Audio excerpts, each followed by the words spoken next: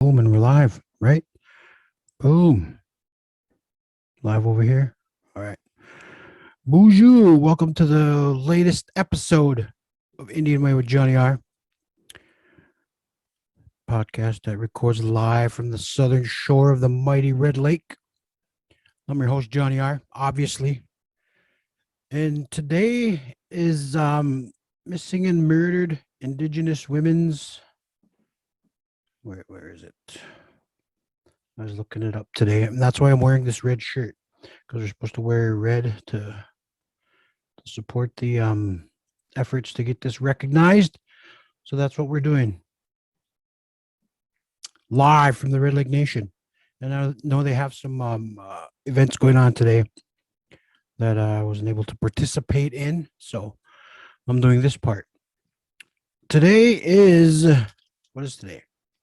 Wednesday, May 5th. May 5th today. And I just got back from the doctor. As you may or may not know, I've been having some respiratory issues, and I've been referred to a specialist in Fargo, a pulmonary specialist, I believe it's called. Jamie, can you look that? Oh, I don't have a young Jamie. Never mind.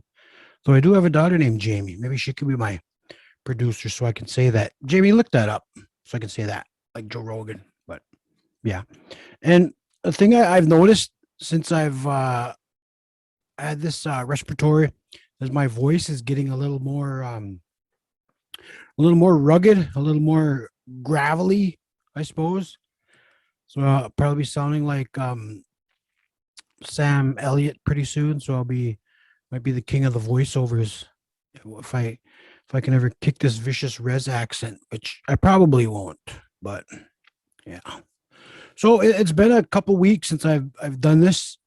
Like I said, my health has been, well, not health, but my lungs have limited me the last couple weeks, because once I get my meds and my shot, I'm good for a good 10 days, maybe less, and then my lungs uh flare up again, and I have to go back. I just went back to the doctor Sunday night, I think, or ER, and they gave me another injection and some more medication, which I'm feeling pretty good right now. But I can't overextend myself. I am able to get up and do my exercising with my trainer, which I also did today. I had a vicious 45-minute session with my trainer Jared, and it's going pretty well so far. Usually I would find excuses to quit, to give up early. Oh, I gotta take this call. Oh, I gotta get home. But I just pushing through. I think that was my fourth or fifth session with him, and I've completed all four or five 45-minute sessions so far. And I'm supposed to go 2 times a week, but sometimes things happen. Like Monday, I wasn't feeling pretty good. I was just getting, my meds were just getting into the system where I would be able to function. So I asked to reschedule for Wednesday. He agreed, and I go again Friday. Hopefully I'm not too sore, because we did a pretty strenuous 45 minutes of physical activity, we'll say, because my glutes and my stomach hurts, and or abs, they muscular guys call them. And yeah, so hopefully I'm ready to go again Friday. But yeah, this whole trainer thing, it's going okay for me. I grew up Red Lake Nation. Our coaches were rough on us. They shamed us to get the best to get the best out of us. And this coach is pretty. I've never had a coach like this before. One that's just encouraging, and doesn't push me, doesn't want to exceed my. I don't want to. He doesn't want me to exert myself where I'm going to get hurt, because I suppose they'd get sued, even though I signed something saying I couldn't sue them. But anyway, yeah, I've never had a coach that was so what's the word? Calm. All of the coaches I've ever had in my life yelled. And yeah, so that's weird. Getting used to not being yelled at all the time, but I don't have my hat on. Where's my hat? So yeah, that's where I am. Physically, I'm okay for now. My meds. I don't know when I'm going to the pulmonologist, pulmonary specialist, pulmolo specialist or whatever. So I'll be doing that within the next few weeks. So um, this is weird. I've never had uh lung problems before. Uh, I was even having these before I was diagnosed. So I don't know. We'll see what the specialist says. But that's where we're at. That's what we're doing. And within the last, what I think the last time I came on was April 20th, 420, and they had the Derek Chauvin um verdict was read that after I finished my latest one, so I was a little behind the times on that one. But ever since then, it's I did go to Minneapolis that or not Minneapolis, like Shakopee, but we did make our rounds in the Minneapolis area. Went rummage sailing. We spent the weekend at Mystic Lake. It was pretty nice. Ate like a king. I was miserable. I think I gained all my weight back. Um, yeah, I just had a good time. Me and the wife snuck away, which we rarely get to do, and it was good to get away from the everyday duties of father of being parents of 12 kids. So that was good for us. A good recharging, and I think we're ready to do it again. But I don't know if we'll probably have to do something with the kids this time. So, but yeah. Another thing I was excited to talk about was the new show on the Peacock Network, Rutherford Falls. I've been waiting to watch that since I first heard it. I think it might have been last fall. Written by native the native perspective. Sierra Teller. Who was the other one? Jana Schmieding, and who else? Bobby Wilson, our friend from the 1491s, featured in there. Michael Gray Eyes, and it's the first time I've ever really seen it from the native perspective. I don't just say that because it's written by natives, but you can tell in the writing, that you can sense that native humor in there. It's not just powwow jokes and fry bread and tacos. It's real, like pretty much the way we talk today, except for the nasty uncle talk and aunties and the pervy stuff with it. Well, that's how we talk around here. And but it was none of that. But it was like real thoughtful dialogues from the characters. The native characters really stuck out to me, and I was kind of wanting more of that instead of the whole Nathan Rutherford side of the story. But that contributes as well. Ed Harris or Ed Helms was was good in it. He stood his ground with Michael Gray Eyes and Janish meeting, and it was really something that we can be proud of. We had smoke signals and Powell Highway, Skins, um, movies like that show the trauma that um,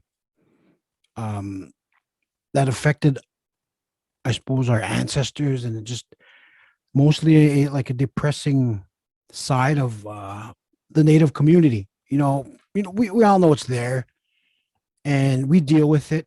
But this show, it was more about, um, I suppose, how humor. They all say laughter is medicine for us, and that's pretty much the way it really came out. It wasn't really, none of the jokes were forced, and there were a lot of things that I never heard on mainstream regarding natives, and it was kind of emotional watching something like that, and it gave me like a sense of pride, even though I don't oh, excuse me, know any of the producers and writers personally, but Bobby Wilson. And it, the actors, like Michael Gray Eyes, man, he killed it in that fourth episode. That's like what you want a even though he's not a tribal leader, he's like the casino general manager, we would call it up here. I read a lot of the articles saying that he's the casino owner, and that's not what native casinos are. They're not owned by one person; they're owned by the tribe, but run by usually a tribal member. And that's what little things about that. But I don't think they said that in a show. But a lot of the reviews were saying he was the casino owner, which probably is not true. And the way he holds himself as a prominent man in his tribe, you could see that is much needed, especially somebody who stands out, somebody who's going to lead for the better of the community, the reservation, the tribe.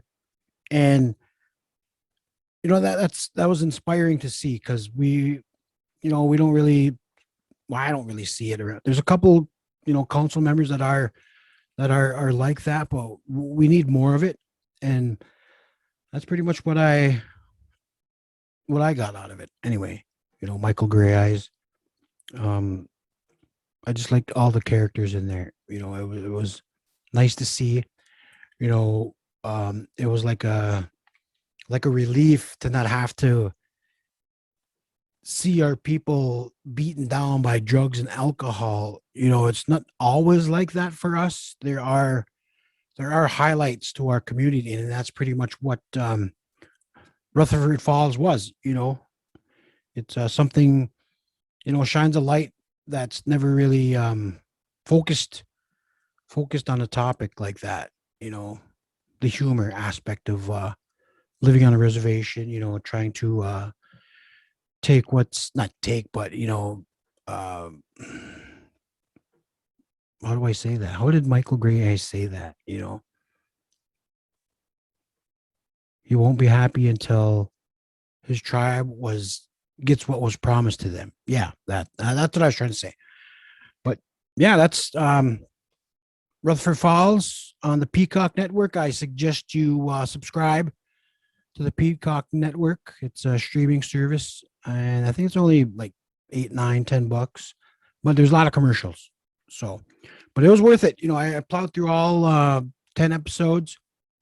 I got the first 8 episodes the first day, and then we took that weekend off, and then I finished it. I think it was Sunday night. So, yeah, Rutherford Falls.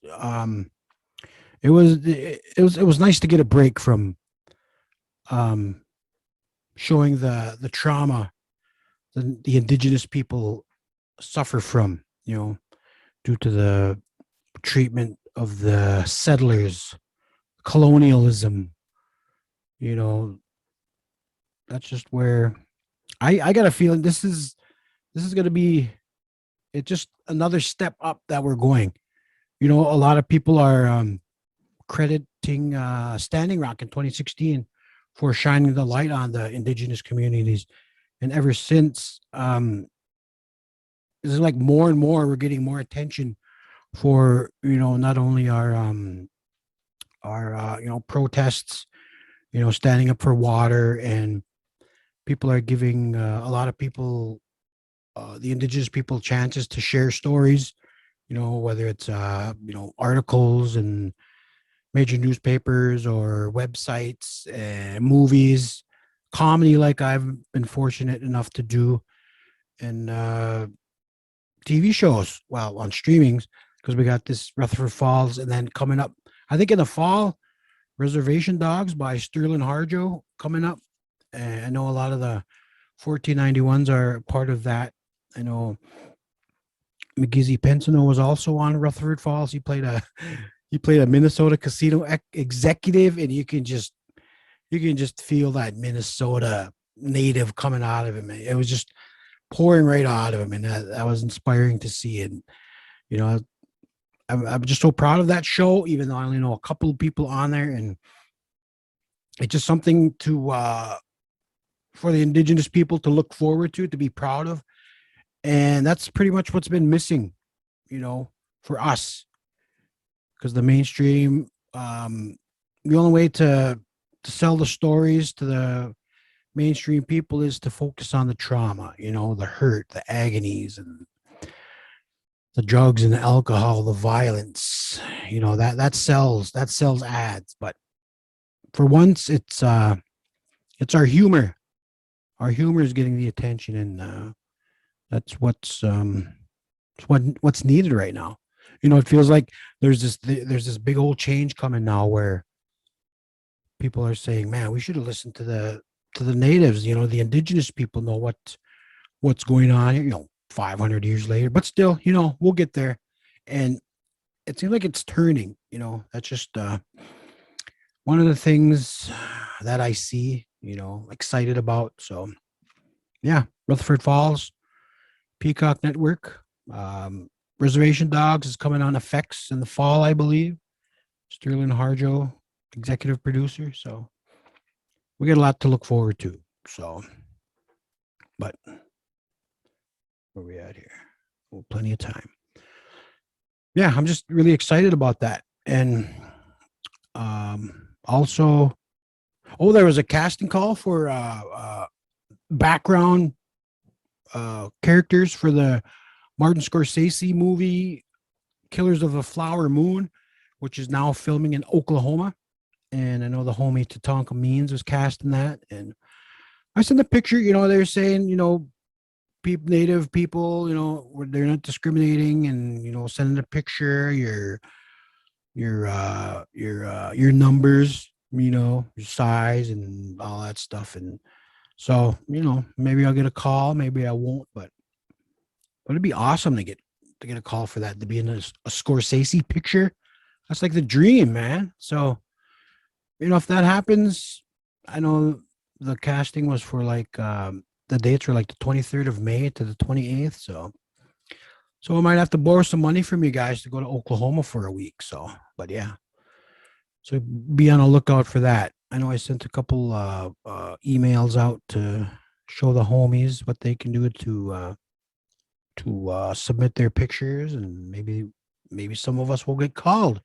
So we're doing that. Looking forward to that, especially that movie. It's gonna probably come out not this winter, but next winter, next holiday, or not holiday, award season. You know, so maybe that. But also, I have my own thing, my res comedy documentary. I finally got just about everything I need.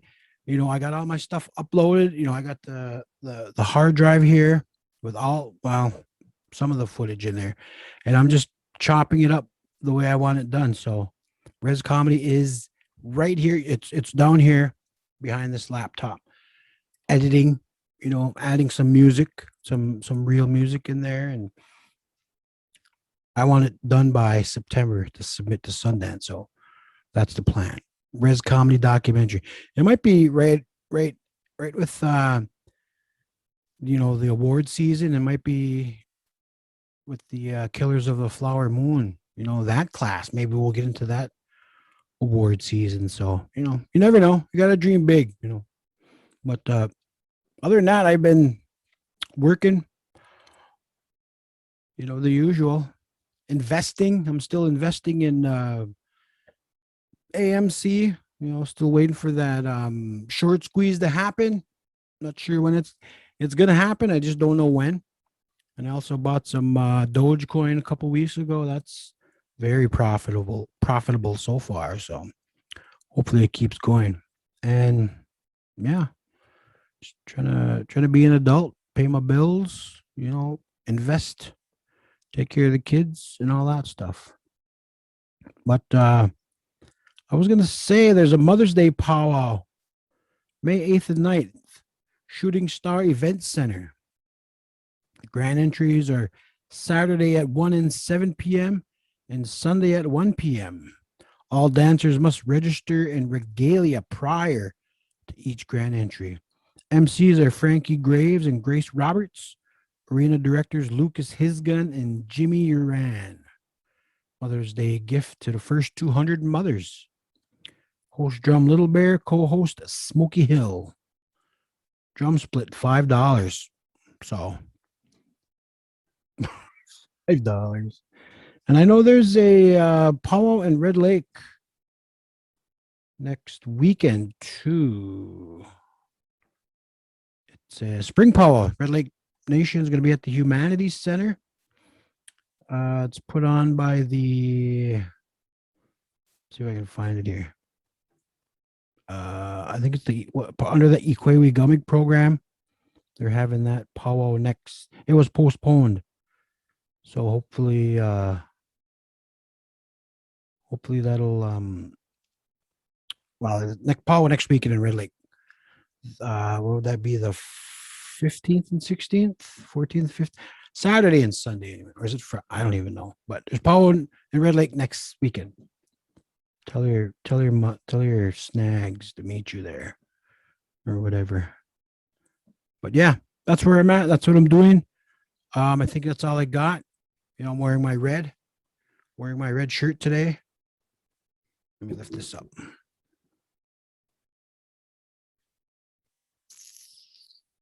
Yeah, there we go. Boom.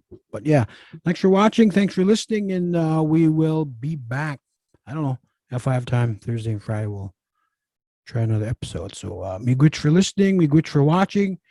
Please keep sharing. You know, Facebook, Instagram, Twitter, YouTube, Spotify, Google Play, iTunes, all that good stuff. But me good for listening. Me good for watching.